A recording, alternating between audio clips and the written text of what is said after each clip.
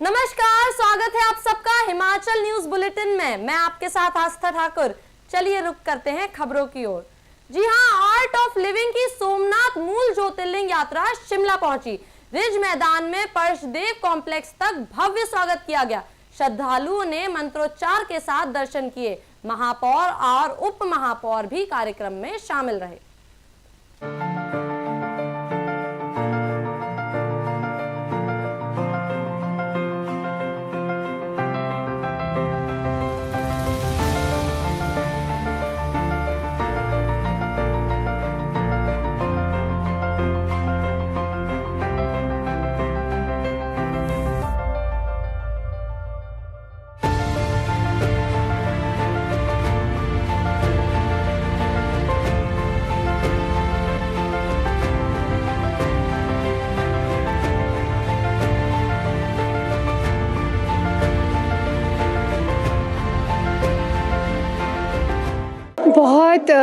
बहुत खुशी हो रही है क्योंकि 1000 साल पहले जो मूल ज्योतिर्लिंग है उनके दर्शन करने को हमें मिले। और बस एक बहुत अच्छा सा माहौल है। सत्संग हो रहा है, बहुत सुंदर पूजा हुई पहले शिव जी की, और सब लोग दर्शन कर रहे हैं, सबको प्रसाद मिला है, तो बहुत अच्छा लग रहा है। ब्लेसिंग है भगवान की कि हम मतलब अपने आप को ब्लेस समझ रहे हैं कि हम लोग यहाँ पर आए और उनके दर्शन कर पाए। ये बहुत ज़रूरी है अपनी वैल्यूज़ से जुड़े रहना। आजकल नशा बहुत बढ़ गया है, स्पेशली हिमाचल में। तो ये सभी यूथ का एक रिस्पॉन्सिबिलिटी है कि हम सबको आगे बढ़े, आर्ट ऑफ लिविंग का कोर्स कराएं, क्योंकि मेरा खुद का एक्सपीरियंस बहुत ही फैसिनेटिंग रहा है, बहुत ही आउट ऑफ द वर्ल्ड रहा है। तो सभी यूथ को ये मैसेज है कि इससे जुड़कर देखें और फिर एक्सपीरियंस करें, पहले कोई भी ओपिनियन ना बनाएं। जब ज्योतिर्लिंग आश्रम में आया था तब मैंने प्रेयर की थी कि मुझे आईजीएमसी में पीजी सीट मिल जाए, एंड इस ईयर वो फुलफिल हो गया। सो आई एम सो ग्रेटफुल। मुझे अपने होम टाउन में ही ये करने का मौका मिल गया, तो ये सारी गुरुदेव की ब्लेसिंग्स है। एंड हम बोलते हैं ना कि दुनिया में ये चाहिए वो चाहिए, but I think this Jyotirlinga is beyond the world. ये तुम्हें बियॉन्ड द वर्ल्ड एक्सपीरियंस देता है, and it actually uplifts your soul. तो सभी को इस बात पे आना चाहिए और ज्योतिर्लिंग के साथ जुड़े रहना चाहिए। I am really grateful for this experience. जय गुरुदेव जी। ये सोमनाथ ज्योतिर्लिंग जो 1000 साल पहले मोहम्मद गजनवी द्वारा तहस नहस किया गया था, तो उसके पश्चात जो अग्निहोत्री लोगों परिवार था वो उसको लेके गए थे, साउथ तमिलनाडु लेके गए, उन्होंने उसकी पूजा की। तो उसके बाद 900 साल के बाद शंकराचार्य वहाँ पे गए, तो उन्होंने उनसे पूछा कि अब उसका क्या करना है। तो उन्होंने कहा कि साउथ में एक शंकर नाम से संत पैदा हो गए, तो आप उनको हैंड ओवर करना जब राम मंदिर की स्थापना हो जाएगी। तो उन्होंने फिर उसके बाद जब राम मंदिर की स्थापना हुई तो गुरुदेव परम पूज्य श्री श्री रविशंकर जी को इसको हैंड ओवर किया, और फिर अभी पूरे देश में उसका भ्रमण हो रहा है। ये हमारा सौभाग्य है कि सोमनाथ भगवान शंकर खुद सबको दर्शन देने हर जगह आ रहे हैं। तो हमारी जो यात्रा चंबा से शुरू हुई थी, आज शिमला में हर डिस्ट्रिक्ट में कंप्लीट होगी, और इसके बाद नाहन में जाके इसका कल्मिनेशन होगा। जी, ये 1 अप्रैल से शुरू हुई थी यात्रा। ये चंबा से शुरू हुई थी। चंबा, हमीरपुर, कुल्लू, ऊना, सारे डिस्ट्रिक्ट में यात्रा हुई, और फिर आज यहाँ पे है, और कल 10 तारीख को समाप्त हो जाएगी हिमाचल की सोमनाथ की यात्रा की। और हम तो सौभाग्यशाली कि सब लोग सोमनाथ नहीं जा सकते हैं, तो सोमनाथ भगवान हर हर महादेव खुद हमको दर्शन देने हिमाचल में आ गए। तुम सबका ये सौभाग्य है, क्यों कहते हैं शिव ही सत्य, सत्य ही शिव। मेरा नाम तृप्ता शर्मा है, राज्य मीडिया प्रभारी, art of living Himachal Pradesh. नाम परिचय के साथ में आज जिस प्रकार से जो है भगवान के स्वयं जो है दर्शन यात्रा। मेरा नाम भूपेंद्र शर्मा है और मैं आर्ट ऑफ लिविंग फाउंडेशन से जुड़ा हूँ काफ़ी लंबे समय से। आज का दिन हमारे लिए एक बहुत ही विशेष दिन रहा है। हमारे लिए नहीं है, हर एक हिंदू के लिए, हर एक सनातनी के लिए रहा है। आपको जैसे कि मालूम है कि सनातन में हमारे जो 12 ज्योतिर्लिंग हैं, तो उनमें से एक ये जो सोमेश्वर या सोमनाथ जी का जो ज्योतिर्लिंग है, जो कभी खंडित किया गया था, उसको इकट्ठा करके यहाँ पर लाया गया। ये यात्रा पूरे हिंदुस्तान में, पूरे भारत देश में चल रही है। मैं समझता हूँ ये एक मौका है हमें अपनी जड़ों से, अपनी संस्कृति से जुड़ने का। और ये जितने भी हमारे तीर्थ हैं, हमारे ज्योतिर्लिंग हैं, वो कहीं ना कहीं हमें हमारी जड़ों के साथ जोड़ते हैं, हमारे अपने सनातन के साथ जोड़ते हैं। हमारे लिए बहुत ही खुशी का मौका है आज, जिसका मैं वर्णन नहीं कर सकता। अपना नाम बताएं, क्या नाम है आपका, कहाँ के रहने वाले हो? आज जिस प्रकार से आपको यहाँ पे दर्शन मिले, क्या अनुभव रहा, कैसे इसके बारे में बोला? मेरा नाम नीरज है और मैं बेसिकली कोटगढ़ का रहने वाला हूँ। तो क्या कहते हैं, हमें बहुत बड़ी सौभाग्य की बात है कि हमें सोमनाथ जी के दर्शन करने को मिले। 1000 साल पुराना मूल सोमनाथ ज्योतिर्लिंग, लोगों को मतलब दर्शन करने जाना पड़ता है और यहाँ भगवान स्वयं हमारे पास आए हैं, तो बहुत बड़ी सौभाग्य की बात है, बहुत अच्छा लग रहा है। रेणुका बांध विस्थापितों की मांगों पर शिमला में बैठक हुई। हाउसलेस ग्रांट वर्तमान पर देने की मांग रखी गई। प्रबंध ने 15 दिन में सूची जारी करने का आश्वासन दिया, पर समिति ने आभार जताया, लेकिन संघर्ष जारी रखने की बात भी कही।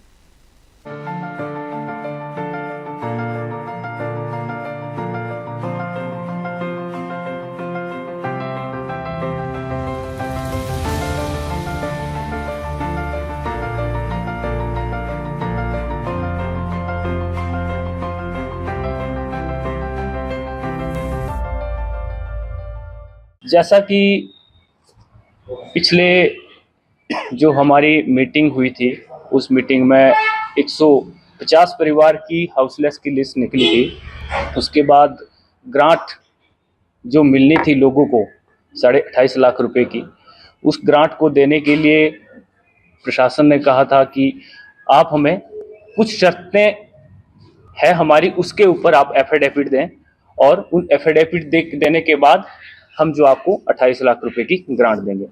तो हम सभी विस्थापितों ने उस पर आपत्ति जताई है उस समय, और आपत्ति जताकर हमारी मांग इसमें यह रही कि जो एफिडेविट था 30 दिनों के भीतर उन्होंने कहा था कि जो अधिकृत भूमि है HPPCL की, उसको आपने 30 दिन के अंदर छोड़ना पड़ेगा। लेकिन हमारी यह मांग थी कि इतनी जल्दी किसी भी तरह से कोई भी विस्थापित लोग अपना रैन बसेरा नहीं कर पाएगा।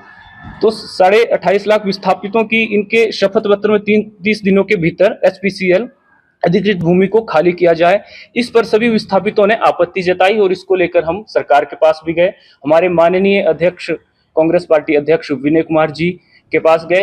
उन्होंने हमारी मीटिंग जो है HPPCL शिमला, जो कॉरपोरेशन शिमला HPCL का विभाग, उनके जो डायरेक्टर पर्सनल श्री नरेश ठाकुर जी के पास गए और उनके पास हमने ये मांग रखी कि हम, उसके बाद हमारी एक मांग और थी कि जो एक मुश्त ग्रांट 28 लाख रुपए सभी विस्थापित लोग चाह रहे थे कि एक मुश्त 28 लाख रुपए हमें मिले, क्योंकि कुछ लोगों ने जो है मकान पहले बना लिए थे। तो अब प्रशासन बोल रहा था बार बार कि हम तो आपको डिवाइड करके देंगे जी, कभी 3-4 किस्तों में देंगे वो ग्रांट भी, लेकिन हमारी डिमांड थी कि एक ही मुश्त में वो 28 लाख रुपए दिए जाए। उसके लिए भी उन्होंने कहा कि जिन विस्थापित लोगों ने मकान बना लिए हैं उनको हम एक मुश्त ग्रांट देंगे। और उसके साथ ही हमारा दूसरा पॉइंट इसमें था कि उन्होंने कहा था कि आपको 150 स्क्वायर मीटर के अंदर पूरा हाउस जो है घर। तो मैं मीडिया के माध्यम से ये सभी विस्थापित भाइयों को बताना चाहता हूँ कि इसी तरीके से हमें लड़ाई लड़नी है और कहीं ना कहीं जो है अब हमारा जिस तरीके से एकजुट हम हो रहे हैं और हमारा दबाव जो है प्रशासन और सरकार के ऊपर पड़ रहा है, कहीं ना कहीं हमारी बातों को जो सुना जा रहा है, तो हम इसी तरीके से एकजुट होकर जो है इस लड़ाई को हमें लड़ना चाहिए। आज जो है जिस तरीके से हमारे जो 150 की लिस्ट, इससे पहले हम जब प्रशासन और सरकार के पास गए थे कि हमारी जो हाउसलेस की लिस्ट है, हाउसलेस की लिस्ट का मतलब हुआ कि जिसका मकान गया है वो मकान जो है, जो एक किसी किसान भाई का या किसी विस्थापित भाई का मकान गया है, उसके बदले उसको मकान मिलना है। हाउसलेस का मतलब ये हुआ है। तो हमने कहा था कि इससे पहले 95 की लिस्ट आ चुकी थी, लेकिन उसके बाद अभी काफ़ी जो हमारे विस्थापित भाई है जो हाउसलेस की लिस्ट में आने थे वो नहीं आ रहे थे। हमने दबाव बनाया, पीछे हमने उनका काम भी बंद करा, उसके बाद प्रशासन और सरकार के ऊपर भी दबाव बनाया और फिर हमने जो है सरकार के पास जो है हमारे जो रेणुका के MLA है भाई विनय कुमार जी, उनके माध्यम से, क्योंकि वो खुद भी एक जो है विस्थापित है, उनकी अपनी भी जमीन गई है, तो हमने अपना दर्द उनके पास सुनाया, क्योंकि हम उनसे ज़्यादा हमारा दर्द शायद कोई सुन भी नहीं पाएगा, क्योंकि खुद भी एक विस्थापित है। तो हम जब उनके पास गए तो हमने ये कहा कि हमारी ये मांग है और ऐसी मांग है जो सरकार उसको आराम से पूरी कर सकती है। तो 150 की लिस्ट जो है हमने जो दी थी, इससे पहले वो 152 की लिस्ट हमें मिली है, उसके लिए भी हम जो है धन्यवाद करते हैं सरकार का भी और प्रशासन का भी। तो ये चीज़ें सारी जो हमारे कुछ पदाधिकारी शिमला गए थे, वो चीज़ जो है कहीं ना कहीं हम उसमें जो है सफल हुए हैं। और तभी जो है ये आज जो यहाँ पे शायद जो हमें आज पता चला कि वहाँ पे भूमि पूजन भी हो रहा है, तो हमने ये दबाव बनाया था कि कोई भी भूमि पूजन तब तक नहीं होगा जब तक हमारी मांगों को नहीं सुना जाएगा। और आगे भी हम शासन और प्रशासन और सरकार को चेतावनी देते हैं, यदि हमारी मांगों को जो है सही तरीके से नहीं सुना गया है, अभी तो खाली अभी आश्वासन हमें दे दिए गए हैं, या जिस तरीके से अभी हमें ये आश्वासन आज जो दिया है कि आपकी 2 लाइनें हट गई है, ये कल के लिए हमें लगता है कि ये लाइनें अभी नहीं हटी है, क्योंकि अभी इसके बाद जो इससे पहले जो हमें लेटर आए थे हाउस लिस्ट के लिए, अब ये लेटर दोबारा से हमें आने हैं, ऐसा हमें बताया गया है। तो यदि ऐसा हो जाता है तो बहुत बढ़िया, अगर नहीं होता है तो हम रूप से सरकार के खिलाफ भी, प्रशासन के खिलाफ भी, और जो मतलब जितना भी हम लड़ सकते हैं इस लड़ाई में लड़ेंगे। इसमें जो हाउस लिस्ट का है, हाउस लिस्ट का सिरमौर में फायर सीजन को देखते हुए वन विभाग अलर्ट है। जी हां, आपको बता दें 3 माह के लिए वन कर्मियों की छुट्टियां रद्द कर दी गई हैं। 24 घंटे निगरानी और वॉकी टॉकी से संपर्क व्यवस्था रहेगी। जंगलों की सुरक्षा के लिए अभियान तेज किया गया है।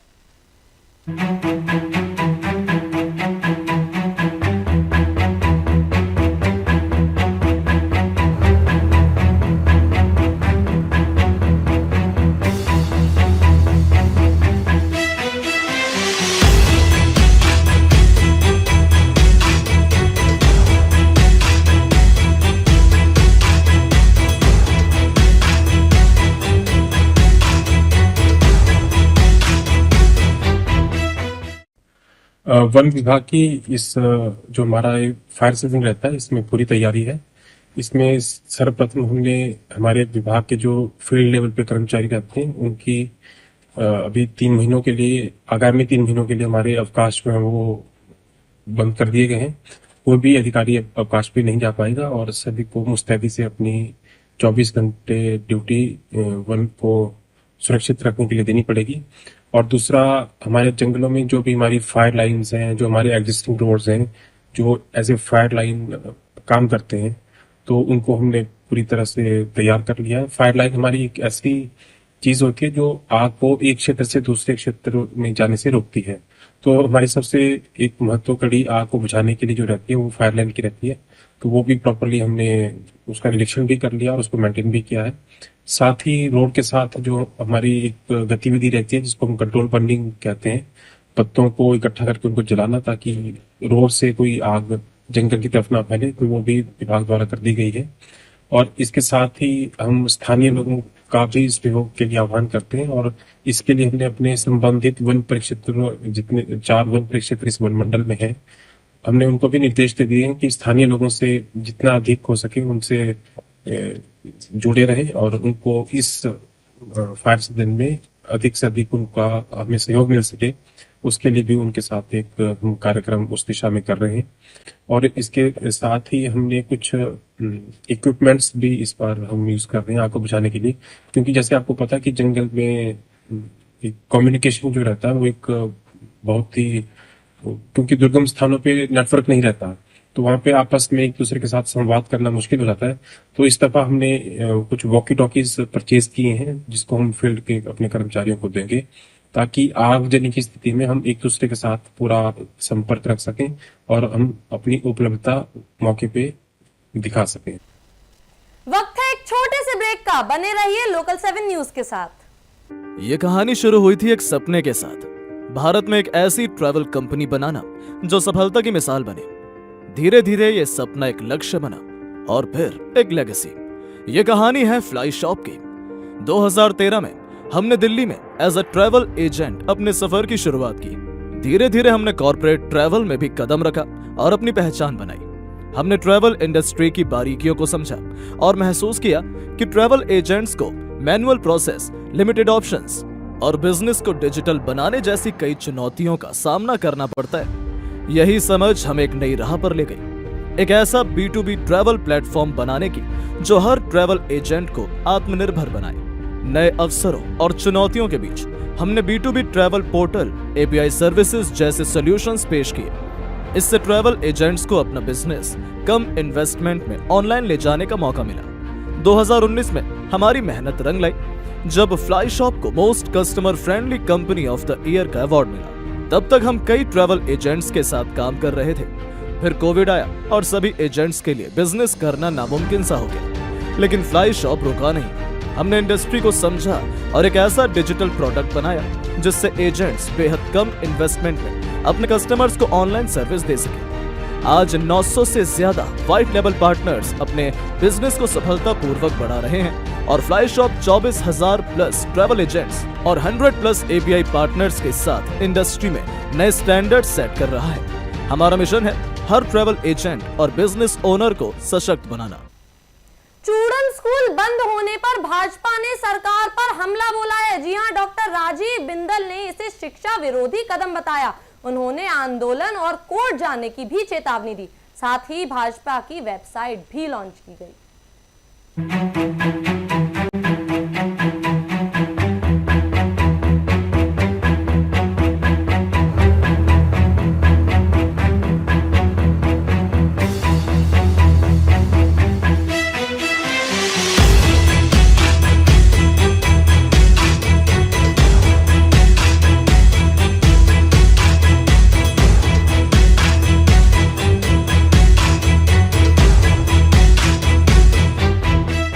नाहन विधानसभा क्षेत्र को लगातार भारी भरकम नुकसान उठाना पड़ रहा है। 40 महीने से कांग्रेस पार्टी की सरकार हिमाचल में है और कांग्रेस पार्टी के माननीय विधायक नाहन में है और नाहन की जनता के ऊपर एक के बाद एक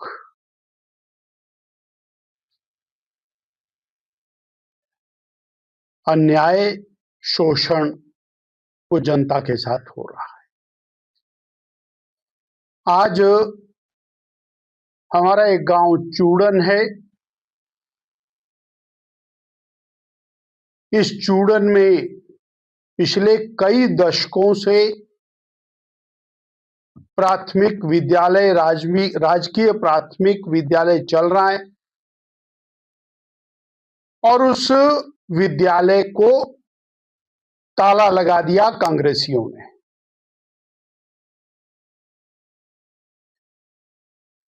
मैंने गांव में पता किया कि ये बच्चे अब कहां पढ़ने जाएंगे, तो बोले जी हमारे पास तो अब हरियाणा ही है। अब ये निर्दयी हो गए, अब गरीब बच्चों के ऊपर आकर के बन गई है। वो बच्चे 5 होंगे, 10 होंगे, परंतु उनके लिए कोई अल्टरनेट है क्या? ये तालाबंदी की सरकार के खिलाफ जनता सड़कों पर उतरेगी, एक एक चीज का हिसाब करें। कहा तो नाहन को आगे बढ़ना चाहिए था, नए संस्थान खुलने चाहिए। संस्थान खुलना तो दूर की बात है, ताला लगा करके कांग्रेस के नेता, कांग्रेस के कार्यकर्ता बड़े खुश होते हैं कि हाँ अच्छा किया हमने ताला लगाया।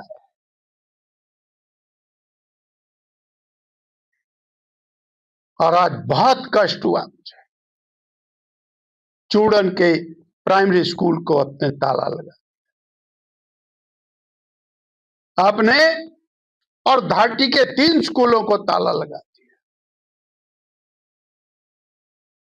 आपने, गिरिनगर के स्कूल को ताला लगा दिया, और अब न्यायालय के रास्ते से भी हमको जाना पड़ेगा। धन्यवाद। मेरी नई वेबसाइट www.rajivbindalhp.in उसका श्री गणेश आज किया गया है। जीवन के बहुत सारे ऐसे पल हैं जो महत्वपूर्ण हैं, उनको सबको संजो रखना तो बहुत कठिन है, परंतु वेबसाइट में कुछ पलों को संजोने का प्रयास किया है और ये वेबसाइट जनता को समर्पित है। नाहन में स्वास्थ्य खंड दगेड़ा की बैठक आयोजित हुई। एनसीडी कार्यक्रम में 112% का लक्ष्य हासिल किया गया। 11 और 12 अप्रैल को एचपीवी वैक्सीनेशन होगा। अन्य स्वास्थ्य योजनाओं की भी समीक्षा की गई।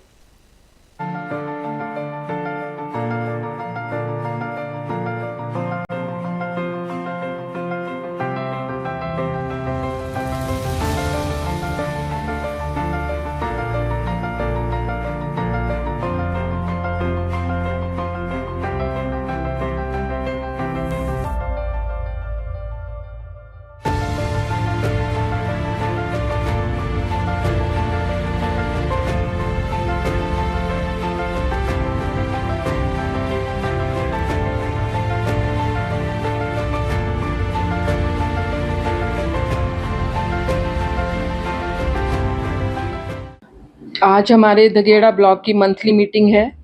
उसी के विषय में यहाँ हमारे मेडिकल ऑफिसर, सुपरवाइजर, सीएचओज और वर्कर्स इकट्ठे हुए हैं, जिनमें हमारा पुराना साल 31 मार्च को हमारी क्लोजिंग हो जाती है। तो फिर अब हम नए साल में नई योजनाएं लेके आ रही हैं और उनकी पुराने साल का पूरा समीक्षा होगा आज की बैठक में। जो हमने अभी तक किया है तो हमारा पुराना वर्ष काफ़ी अच्छा गया है। जो एनसीडी एक हमारा national communicable non communicable disease के लिए एक प्रोग्राम है, उसका टारगेट 100% होता है, बट हमारे ब्लॉक ने 112% उसको अचीव किया है। एक हमारा पोर्टल होता है ई संजीवनी, जिसमें ये है कि अगर कोई जमटा में स्किन का मरीज़ है तो वो जमटा में बैठे बैठे ही डॉक्टर उसको मेडिकल कॉलेज के डॉक्टर से बात करवाता है, उसका वो निशान दिखाता है जो उसको स्किन में प्रॉब्लम है, और वहीं बैठे बैठे वो डॉक्टर उसको हमारे मेडिकल ऑफिसर को बता देते हैं कि इनको इस तरीके से उसका इलाज करना है। तो इसे ई संजीवनी कहते हैं और ये हमारा 100% से भी ज़्यादा हुआ है। फिर आप जानते ही हैं कि हम आयुष्मान आरोग्य शिविर लगाते हैं। 1 महीने में सारे हमारे जो आयुष्मान आरोग्य मंदिर हैं और पीएससीज हैं उनमें हम शिविर लगाते हैं। हमने कभी भी, चाहे कैसा भी मौसम हो, किसी भी शिविर को मिस नहीं किया और हमारे वो 100% से ज़्यादा अचीवमेंट है। तो अभी तक हमने इन 3 प्रोग्राम्स का किया था। बाकी आज एचपीवी का हमारा जैसे लोग कम आ रहे हैं तो उसके बारे में भी हम डिस्कस कर रहे हैं कि कैसे इसको बढ़ाया जाए। इसके मैं एक बात बस बोलना चाहूँगी कि आप सबको मालूम है कि रोटरी वालों ने भी ये वैक्सीन लगा दी है। इतने देशों में लग चुकी है, 50 करोड़ लोगों से ज़्यादा वैक्सीन ये लगा चुकी हैं लड़कियाँ, किसी को कोई प्रॉब्लम नहीं हुई है। तो लोग काइंडली आगे आएँ, और अगर हम प्राइवेट में लगाते हैं तो 11-12 हज़ार का टीका पड़ता है ना। अभी कल ही कोई चंडीगढ़ पता कर रहा था, बड़ी एज की लड़की थी, तो उसे 11,000 रुपया बताया गया। हमारे खुद डॉक्टर अंजू हैं हमारे आरबीएस के उन्होंने अपनी बेटी को लगवाया, मैंने अपने सिस्टर की बेटी को, वो पिक्स और वीडियोस हैं हमारे पास। तो इसमें कोई भी ऐसा खतरा नहीं है। अब 11 और 12 अप्रैल को इसके एचपीवी के सेशंस हैं, वही एमसीएच नाहन और ददाहू में। तो लोगों से अपील है कि वो आएँ और अपने बच्चों को वैक्सीनेट करें। इसके अलावा एक सेफ मदरहुड डे है हमारा परसों, तो उसके बारे में भी आज जानकारी दी जा रही है कि जो किशोरियां हैं उनको कल को उन्होंने माँ बनना है तो उन्हें कैसे प्रिपेयर किया जाए, इसके बारे में भी आज एक खास ट्रेनिंग दी जाएगी। धन्यवाद। रेणुका जी बांध परियोजना का निर्माण शुरू हो गया है। यह 40 साल पुरानी मांग का पूरा होना है। पहले चरण में 3 सुरंगों का निर्माण किया जा रहा है। परियोजना पर करीब 910 करोड़ रुपए का खर्च होगा।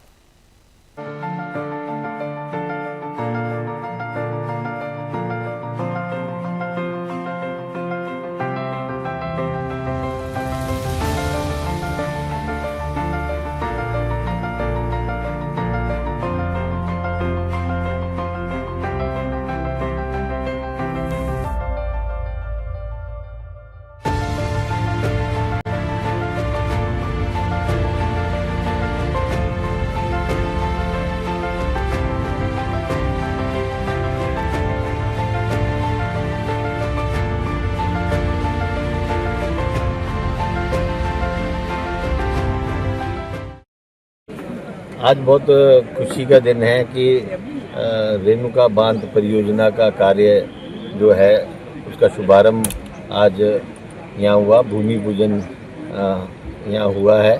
और बरसों से लंबित ये जो मांग थी रेणुका वालों की, वो आज सपना जो है वो साकार होते हुए दिख रहा है कि अब हमारा बांध बनेगा और यहाँ के लोगों की जो आर्थिकी है उसको बढ़ावा मिलेगा और साथ ही में जो हमारे विस्थापित लोग हैं उनको भी सही मुआवजा मिलेगा और जो उनके अधिकार हैं उनको ध्यान में रखते हुए हमने सरकार से पुरजोर कोशिश की है कि सभी मांगे जो है उनकी जायज़ मांगे जो है उनको पूरा किया जाए। और जो हमारे लगभग 158 परिवार है जो इस लिस्ट में नहीं थे कि वो हाउसलेस की लिस्ट में नहीं थे, उसको भी हमने ऐड करवाया है और साथ ही में जैसे उनकी फॉर्मेलिटीज़ पूरी हो जाएगी तो उनको भी मुआवजा मिलना शुरू हो जाएगा। उसमें भी थोड़ी बहुत त्रुटियां जो थी उसको भी हमने दुरुस्त कराया है और साथ ही में आगे भी मैं ये आश्वासन देना चाहता हूँ सभी विस्थापितों को भी, सभी लोगों को भी कि जो भी आपकी जायज़ मांग होगी हम सरकार के समक्ष रखेंगे और उसे पूरा कराने की पूरी कोशिश करेंगे। तो एक बार फिर से ये बहुत बड़ी परियोजना है रेणुका बांध और इससे जो पानी दिल्ली को जाना है, साथ में यूपी, उत्तराखंड, राजस्थान, हरियाणा, पंजाब भी इसमें शामिल है।